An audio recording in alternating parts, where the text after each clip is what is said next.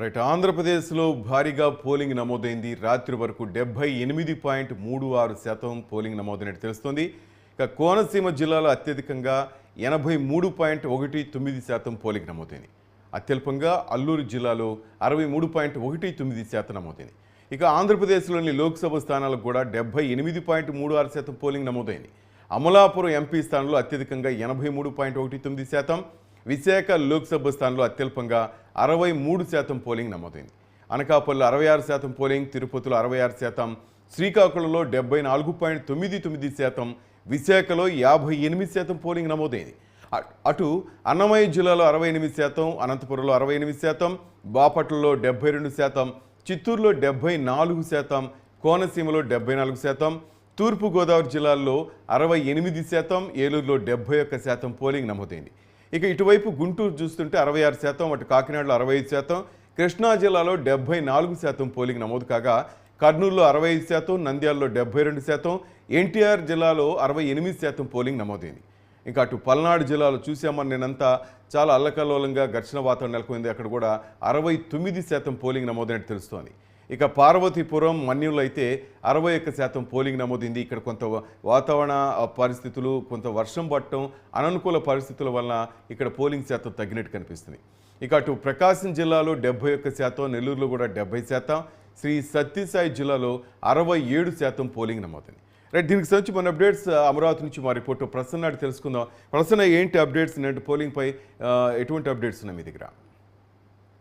Final గా 78% polling నమోదైనట్టుగా మనకున్న సమాచారం ప్రకారం తెలుస్తుంది. యాక్చువల్ గా చెప్పాలంటే 2019 ఎన్నికల్లో, అంటే గత ఎన్నికల్లో 79.48% పోలింగ్ నమోదైంది ఓవరాల్ గా. ఇప్పుడు 78%, 78 కొంత చిల్లర ఓటింగ్ నమోదైనట్టుగా తెలుస్తుంది. ఓవరాల్ గా చూస్తే మరి దేశం మొత్తం మీద జరుగుతున్న ఎన్నికల్లో ఆంధ్రప్రదేశ్ లోనే చాలా భారీగా పోలింగ్ నమోదైన పరిస్థితి. ఎందుకంటే ఆంధ్రప్రదేశ్ ఇప్పుడు కూడా కొంచెం మన రెండు తెలుగు రాష్ట్రాలు రాజకీయ చైతన్యం ఉన్న రాష్ట్రాలుగా చెప్పుకోవచ్చు. ఉమ్మడి ఆంధ్రప్రదేశ్ ఉన్నప్పుడు కానీ, ఇప్పుడు విడిపోయిన తర్వాత కానీ దాంట్లో భాగంగానే ప్రస్తుతం ఇక్కడ పోలింగ్ పెరిగింది. అయితే మీరు ఇందాక చెప్పినట్టు జిల్లాల వారీగా కొంచెం చూస్తే అనకాపల్లి కావచ్చు, అల్లూరు కావచ్చు, లేకపోతే తూర్పుగోదావరి, మన్యం, రకరకాల పరిస్థితుల కారణంగా వాతావరణం అక్కడ తీవ్ర సమస్యాత్మక ప్రాంతాలు అవటం, అమలాపురంలో మళ్ళీ 83% పైగా పోలింగ్ నమోదైన పరిస్థితి. మనం వైజాగ్ తీసుకుంటే కనుక వైజాగ్ కొంచెం అర్బన్ ఏరియా అని చెప్తూ ఉంటారు. దాంతో వైజాగ్ ని క్యాపిటల్ గా కూడా, అడ్మినిస్ట్రేటివ్ క్యాపిటల్ గా ప్రకటించారని ప్రభుత్వం ప్రకటించినా కూడా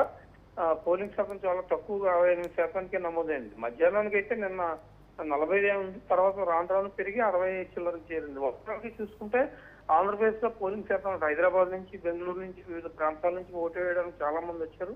వీళ్ళందరితో కలిపి ఓవరాల్ పోలింగ్ పర్సంటేజ్ పెరిగిన పరిస్థితి. అయితే ఈసీ అధికారికంగా ఇంకా ప్రకటన చేయలేదు కాబట్టి, అధికారికంగా ప్రకటన చేసినప్పుడు ఇంకా ఏమైనా ఒక 0.5% కానీ % కానీ తేడా వచ్చే అవకాశం ఉందా ఏంటి అనేది తెలియాల్సింది.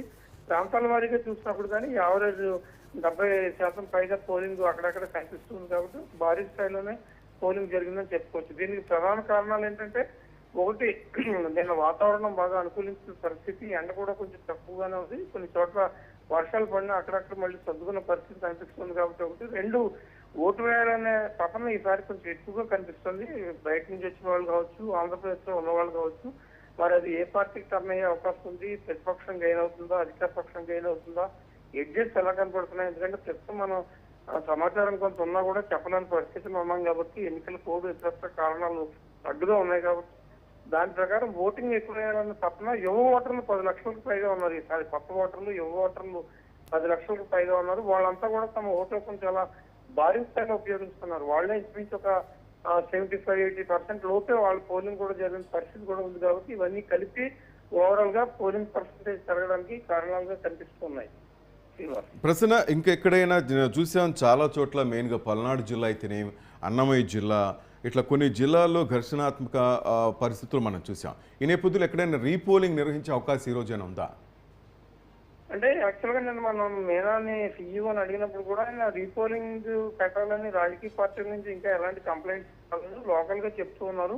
ఈ రోజు ఉదయం 10 గంటలకి అబ్జర్వర్స్ వెళ్ళి అక్కడ మాచర్ల ప్రాంతంలో ఎక్కడైతే ఈవీఎంలు డ్యామేజ్ అయ్యాయి అక్కడ పరిశీలించిన తర్వాత వాళ్ళు ఒక రిపోర్ట్ ఇస్తారు. ఇక్కడ ఈ రిపోర్ట్ ప్రకారం ఎంత పర్సెంటేజ్ పోలేదు, సపోజ్ 100కి 60% కానీ, 45-50% కానీ, అంటే వాళ్ళ టెక్నికాలిటీస్ ప్రకారం నమోదైతే పోలింగ్ అవసరమా కాదా? ఒకవేళ వాళ్ళు అనుకున్న దానికన్నా కొంచెం ఎక్కువ నమోదైతే ఏం చేయాలి, ఈ వివరాలన్నీ కూడా అబ్జర్వర్స్ ఇచ్చిన రిపోర్ట్ ప్రకారం ఆధారపడి ఉంటాయని మనకి అధికారికంగానే మేనా చెప్పడం జరిగింది. ఈ రోజు ఉదయం వెళ్ళి అక్కడ పోలింగ్ జరిగిన తీరు, ఈవీఎంలు ఏ టైంలో ఆగిపోయినప్పుడున్న పర్సంటేజ్, అప్పటి వరకు ఎంతమంది ఓటర్లు ఓటు వేస్తారు, ఇవన్నీ లెక్కలు తేలిన తర్వాత రీపోలింగ్ అవసరం అయితే పెట్టి అవకాశం ఉంది. కానీ నిన్న ఆయన మాటల్లో చూస్తే కనుక రీపోలింగ్ పెద్దగా అవకాశం లేదు, ఆస్కారం లేదు అనే యాంగిల్లోనే ఏపీ సీఈఓ స్పందించారు. కాబట్టి మరి ఇవాళ అబ్జర్వర్లు ఇచ్చిన నివేదిక ప్రకారం రీపోలింగ్ పెట్టాలో లేదా అనేది నిర్ణయం తీసుకునే అవకాశం అయితే కనిపిస్తుంది.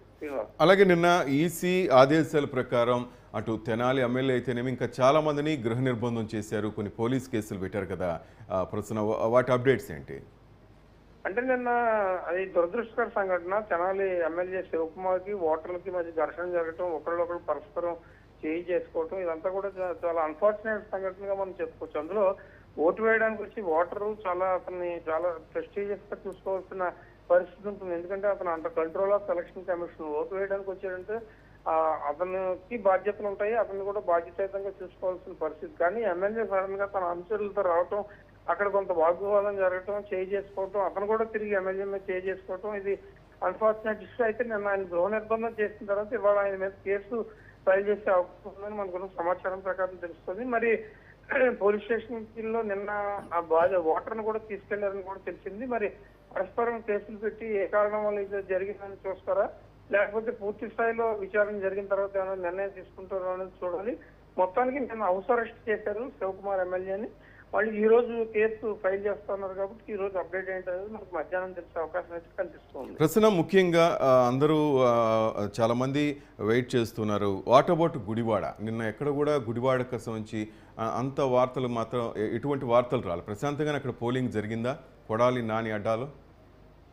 అంటే నిన్న ప్రశాంతంగానే పోలింగ్ జరిగింది. ఆయన కూడా సాయంత్రం వెళ్ళేదో 4 గంటల ప్రాంతంలో ఓటు హక్కు వినియోగించుకున్నట్టుగా తెలుసు. అయితే మధ్యాహ్నం వరకు కూడా కొంత పోలింగ్ అటు ఇటు జరిగిన పర్సంటేజ్ కూడా పెరిగింది. 75% పైగానే అక్కడ ఓటింగ్ నమోదైనట్టుగా తెలుస్తుంది. మరి అక్కడ కూడా గుడివాడ అంటే అత్యంత రాజకీయ చైతన్యం, ఆంధ్రప్రదేశ్ రాజకీయ చైతన్యం అంటే గుడివాడ కొంచెం ఎక్కువ చైతన్యం ఉన్న ప్రాంతం.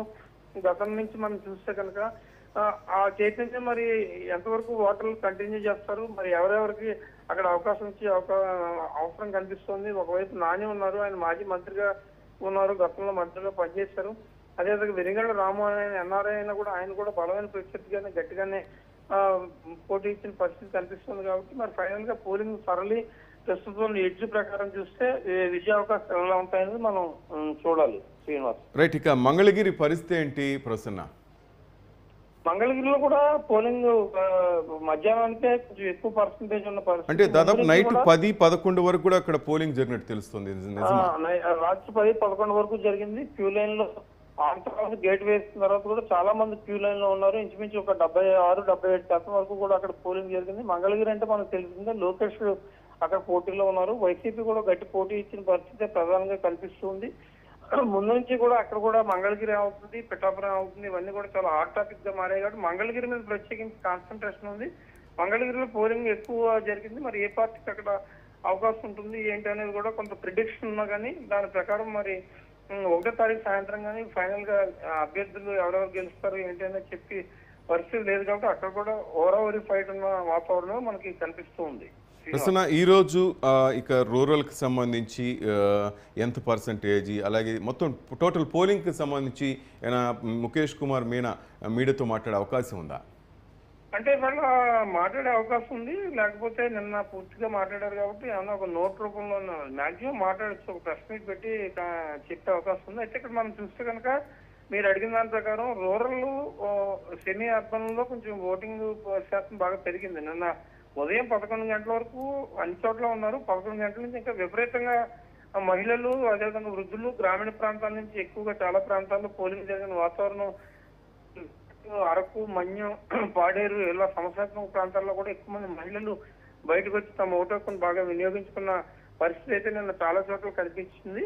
మహిళల ఓట్లు కూడా చాలా ఎక్కువగా ఉన్నాయి. ఎందుకంటే మొత్తం 4,14,00,000 ఓట్లలో 2,10,00,000కు పైగా అటు ఇటుగా పర్సెంటేజ్ కూడా కొంచెం ఎక్కువగానే ఉంది. అయితే మరి అది ఎంతవరకు 100కి ఎంత పర్సెంటేజ్ నమోదైంది, పురుషులు ఎంత నమోదైంది, ప్రత్యేకించి గ్రామీణ ప్రాంతాల్లో ఎంత పర్సెంటేజ్ నమోదైంది అనే ప్రకారం ఈసీ అధికారికంగా చెప్పే అవకాశం ఉంది. కాబట్టి చెప్పిన తర్వాత మనకు పూర్తి స్థాయిలో తెలుస్తూ ఉంది.